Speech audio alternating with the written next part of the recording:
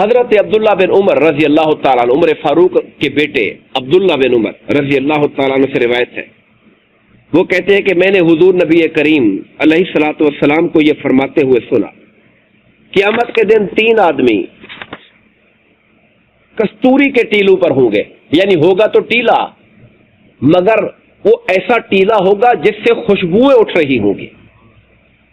حدیث پاک کے اندر آتا ہے قیامت کے دن کئی لوگوں کو اللہ کرسیاں عطا فرمائے گا بیٹھنے کے لیے، کچھ کے لیے نور کے ٹیلے ہوں گے، نور کے ٹیلے۔ فرمایا یہ 3 لوگ ہیں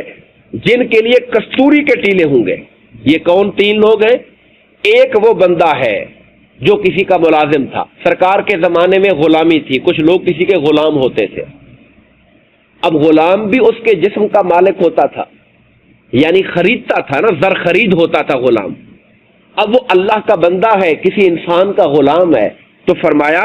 وہ آدمی جس نے اللہ کا بھی حق ادا کیا اور اپنے انسان جو اس کا مالک تھا اس کا بھی حق ادا کیا، وہ جو دوہرے حق ادا کر رہا ہے اللہ اس کو کستوری کے ٹیلے پر بٹھائے گا اس دن۔